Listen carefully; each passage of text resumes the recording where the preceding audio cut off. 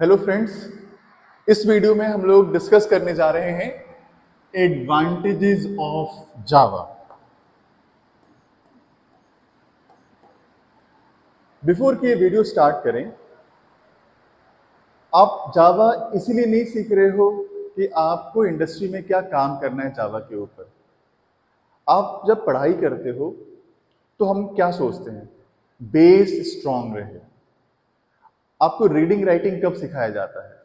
जब आप school time में होते हो। लेकिन स्कूल टाइम का क्या कोई सिलेबस हमारे कंपनी में कोई काम आता है? नहीं। लेकिन बेसिक्स तो वही है ना।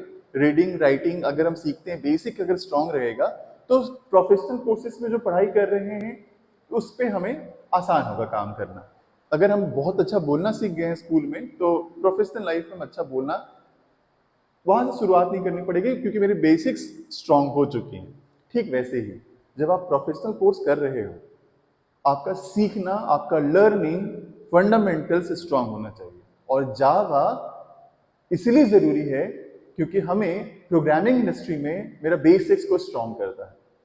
अगर आप फॉर एग्जांपल जावा के डेवलपर हो या फॉर एग्जांपल जावा के प्रोग्रामर हो बीटेक तक में, और फुल स्टैक, पूरी तरह से फुल स्टैक आप जावा के डेवलपर हो, और एक तरफ फुल स्टैक पाइथन के डेवलपर हो, कंपनी अगर पाइथन के ऊपर भी काम कर रही होगी ना तो आपको एडवांटेज देगी जो जावा जानते हो। जावा सीखना इसलिए जरूरी है क्योंकि ये हमारा बेस बहुत स्ट्रांग कर देता है, फंडामेंटल कॉन्सेप्ट्स बहुत स्ट्रांग कर देता है, इसलिए जावा सीखना जरूरी है। और इंडियन मार्केट के हिसाब से अगर मैं बोलूं तो ज्यादातर इंटरव्यू जो होते हैं वो जावा पर ही बेस्ड होते हैं। ठीक है, चलिए स्टार्ट करते हैं। Advantage of Java. जावा को कहते हैं कि Java is a high level language. अब हाई लेवल का मतलब क्या होता है? इजी हो। और एक और चीज है इसके ऊपर, आपको ना कोई लैंग्वेज सीखना हो तो क्या पहले पूरी तरह से कंप्यूटर का आर्किटेक्चर, उसकी वर्किंग समझना जरूरी है क्या? नहीं। अगर आप कंप्यूटर के इनसाइड चीजें कैसे काम कर रही है वो नहीं भी जानते हो ना, तब भी आप लैंग्वेज सीख सकते हो। तो अगर मान लो आपको सीखना, अगर मान लो ऐसा कुछ होता कि पहले आपको पूरा कंप्यूटर के आर्किटेक्चर समझना पड़ता, इनपुट आउटपुट वगैरह सब कुछ पहले समझना पड़ता, उसके बाद आप लैंग्वेज सीखना शुरू करते तो वो टफ होता, वो लो लेवल लैंग्वेज है ना। और जो हाई लेवल लैंग्वेज वो होता है जो आपको कंप्यूटर से इंडिपेंडेंट बना देता है। कंप्यूटर के आर्किटेक्चर को जानना कोई जरूरी नहीं है। आप अगर इंग्लिश के कुछ बेसिक्स जानते हो, कुछ लॉजिक्स, मैथ्स के कुछ लॉजिक्स अगर जानते हो अगर, तो तुम स्टार्ट कर सकते हो क्या, जावा सीखना। और जो इस टर्म्स पे जो मैं समझा रहा हूँ ना आपको, कि बेसिक इंग्लिश अगर जानते हो और लॉजिक अगर सब क्लियर अगर है, और तब अगर आप जावा स्टार्ट कर सकते हो या कोई भी लैंग्वेज स्टार्ट कर सकते हो, तो उस लैंग्वेज को क्या कहते हैं? हाई लेवल लैंग्वेज कहते हैं। Java is also a high level language. ठीक है, इसीलिए मैंने कहा कि जावा सिंपल है और इजी टू लर्न है। क्यों? क्योंकि जावा क्या है?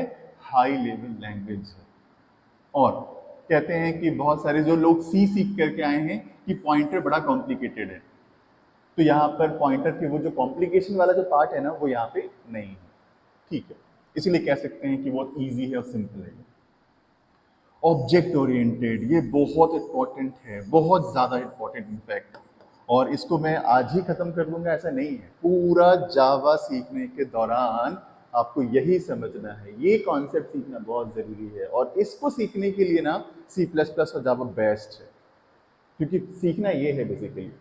और जावा प्योरली ऑब्जेक्ट ओरिएंटेड है। यहाँ पे हर चीज एक ऑब्जेक्ट की तरह बिहेव करता है। क्या है ये मैं समझाऊंगा आपको। और अगर ये सब कुछ ऑब्जेक्ट की तरह ट्रीट करता है ना, तो कोड बहुत क्लीन होगा, मॉड्यूलर होगा और रीयूजेबल होगा। बहुत इंपॉर्टेंट है, रीयूजेबल चीजें बहुत इंपॉर्टेंट है। ये सारी चीजें बताऊंगा आपको जब उप से कॉन्सेप्ट समझाऊंगा तब, है ना। और अगर उसके कॉन्सेप्ट्स अगर हैं तो बहुत स्ट्रॉन्ग स्ट्रॉन्ग कॉन्सेप्ट्स उसके अंदर अपने आप आ जाते हैं, जैसे कि क्लासेस एंड ऑब्जेक्ट। इसका पढ़ना, इसके कॉन्सेप्ट समझना तो मतलब सबसे ज्यादा इंपॉर्टेंट है। उप्स में यही सब चीजें तो हैं। इनहेरिटेंस सीखना, पॉलीमॉर्फिज्म, एब्स्ट्रैक्शन, इनकैप्सुलेशन, हर टर्म समझाऊंगा एक एक करके आपको। लेकिन ये सारे स्ट्रॉन्ग कॉन्सेप्ट जो है ना वो उप्स के अंदर आते हैं, और Java is a purely object oriented language. इसकी बहुत एडवांटेज मिलेगा आपको। प्लेटफॉर्म इंडिपेंडेंट है जावा, इसको समझना बहुत इंपॉर्टेंट है। कैसे, देखिए बताता हूँ।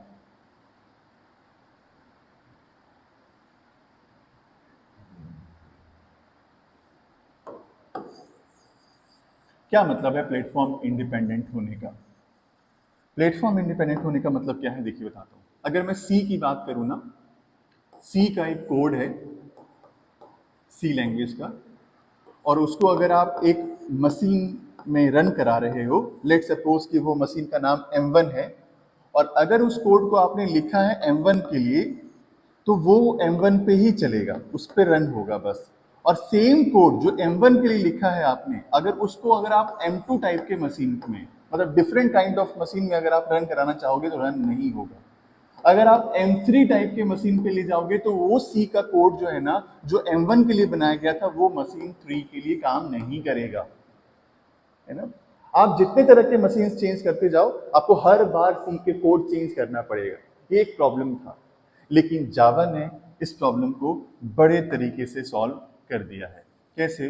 अगर ये जावा का कोड है, फॉर एग्जाम्पल अगर ये जावा का कोड है, तो ये कोड जो लिखा हुआ है मशीन 1 के लिए, तो यहां तो रन होगा ही होगा, वही सेम कोड मशीन 2 पे भी रन होगा। अब इस बार ऐसा नहीं है कि रन नहीं होगा, यहाँ पे भी रन होगा, और यही कोड को अगर आप यहाँ पे भी ले जाओगे तो यहाँ पे भी रन होगा। मतलब क्या है कि आप जिस प्लेटफॉर्म पे काम कर रहे हो ना, उन सबसे इंडिपेंडेंट है कौन? जावा का कोड। तो जावा का कोड अगर आप लिख लिए हो, एक बार अगर लिख लिए हो, तो आप किसी भी तरह के मशीन पे ले जाओ ना, वो सब में रन करेगा। और ये एक इतना बड़ा एडवांटेज है जिसकी वजह से इंटरनेट चल पा रहा है। जैसे कि अगर आप एक होस्ट कंप्यूटर से अगर कोई पैकेट मंगवा रहे हो, गूगल का एक पेज अगर आप ओपन करना चाह रहे हो, या जीमेल का पेज ओपन करना चाह रहे हो, तो वो जो रिक्वेस्ट पैकेट है ना, वो जहां जाएगा वो डिवाइस अलग तरीके का होगा। फिर जो नई जगह पे जाएगा, वो बहुत सारे डिवाइसेस होते होते होते लास्ट में सर्वर के पास जाता है। और पता है ये डिवाइसेस इतना चेंज करता है, हर तरह का जो डिवाइस है ये सब अलग अलग है। अगर सी से बना होता ना, अगर ये कोड, या C++ से बना होता ना, तो ये चीज यहाँ पे जाता, यहाँ रन नहीं कर पाता, तो वो आगे प्रोपेगेट होकर के सर्वर तक कभी पहुंच ही नहीं पाता। लेकिन जावा का जो एडवांटेज है कि वो प्लेटफॉर्म इंडिपेंडेंट है, बिल्कुल डिपेंडेंट है ही नहीं किसी भी कोड से। तो उससे क्या होगा कि एक जावा का कोड अगर आपने लिखा है, तो उसको आप यहाँ पे भी रन करा सकते हो, वो चीज वो यहाँ पे भी जाएगा तो वो भी रन होगा, यहाँ पे भी रन होगा, और सर्वर पे जाएगा, सर्वर उसको समझेगा, और वापस से उसको अलग अलग डिवाइसेस होते होते लास्ट में कहाँ पहुंचाएगा? होस्ट के पास। इसीलिए इंटरनेट का कॉन्सेप्ट जो है ना वो चल पा रहा है, किसकी वजह से? इस जावा के इस नेचर की वजह से। कौन सा नेचर? Platform independence. और ये कैसे हो पाता है, ये जादू कैसे हो गया? C++ ने नहीं कर पाया ये जादू, और अब ये कैसे हो गया? तो उसका एक कारण है JVM, और जो हम लोग अब एक दो वीडियो के बाद हम लोग उसके बारे में भी डिस्कशन करेंगे, लेकिन अभी देखते हैं इस चीज को आगे। राइट वंस, एक बार लिखिए, और रन एनीवेयर। ये बहुत बड़ा एडवांटेज है, बहुत बड़ा एडवांटेज है ना। तो राइट वंस रन एनीवेयर, और ये किसके वजह से हो पा रहा है? JVM की वजह से हो पा रहा है। JVM ही एक ऐसा मशीन है उसके अंदर में एक, जो कि ये कर पा रहा है, जिसकी वजह से ये हो पा रहा है, right.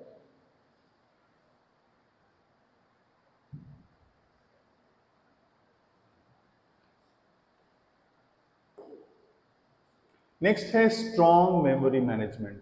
Strong memory management, strong, पता है C++ में मेमोरी का बहुत इशू था, बहुत सारा इश्यूज था, लेकिन जावा ने उसे बिल्कुल सॉल्व कर दिया।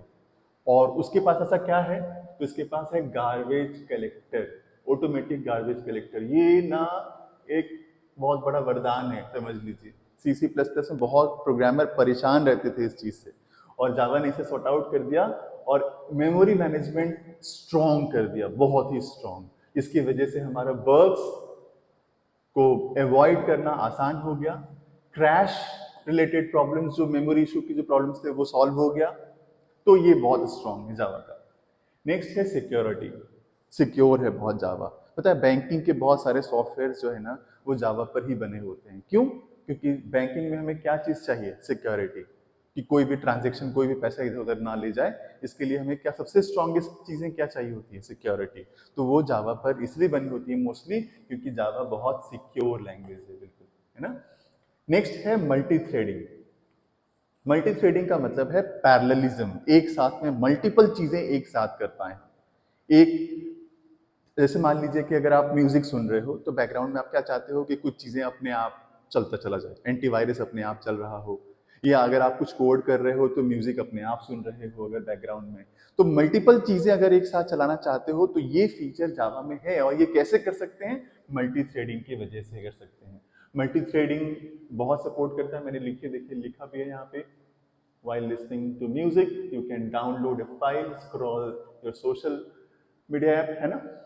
नेक्स्ट क्या है? Rich API. लाइब्रेरी बहुत स्ट्रांग है, बहुत ज्यादा स्ट्रांग है।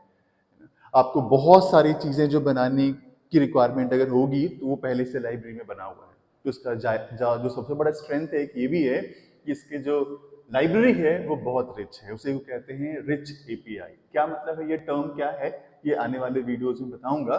तो इसके वजह से हमारा टाइम, डेवलपर का टाइम बहुत बच जाता है क्योंकि चीजें बनी बनाई मिल जाती हैं हमें। और मैंने आपसे कहा था कि अगर आपको कुछ चीज ढूंढना हो जावा में, कहीं पे फंस रहे हो कोड करते वक्त, या कुछ जानना है, अगर पढ़ना है, इतने सारे आर्टिकल, इतने सारे कम्युनिटी, इतने सारे फोरम्स आपको मिल जाएंगे जितने दूसरे लैंग्वेज में मिलना बहुत मुश्किल है। तो एक और एडवांटेज है जावा पढ़ने का, जावा क्या? लार्ज कम्युनिटी सपोर्ट, बहुत बड़ा सपोर्ट सिस्टम है हमारे पास, राइट। और जॉब अपॉर्चुनिटीज और डिमांड तो खैर जावा की है, हम इसमें कोई डिनाई नहीं कर रहे हैं। इसलिए नहीं आपको मैं बोला आपको कि जावा बेसिक्स के लिए है, सिर्फ बेसिक्स के लिए तो खैर है ही है, लेकिन इसकी जॉब अपॉर्चुनिटीज भी बहुत ज्यादा है, बहुत ज्यादा है, राइट। और बहुत सारे टूल्स मिल जाएंगे आपको, एक्सेलेंट टूल्स मिल जाएंगे आपको, आईडीज बहुत सारे मिल जाएंगे आपको। और ये सब कुछ लिस्ट है, सिर्फ इतना ही नहीं है, बहुत सारे ऐसे हैं जो कि हमारा काम आसान कर देता है, डेवलपर का काम आसान कर देता है। तो जावा के बहुत सारे एडवांटेजेस हैं, कुछ आने वाले टाइम पर मैं डिस्कस करूंगा। एक शॉर्ट में मैंने जल्दी से इसको डिस्कस कर लिया। तो इस वीडियो में इतना ही रखते हैं, नेक्स्ट वीडियो में फिर चीज़ों को आगे से डिस्कस करेंगे। Thank you.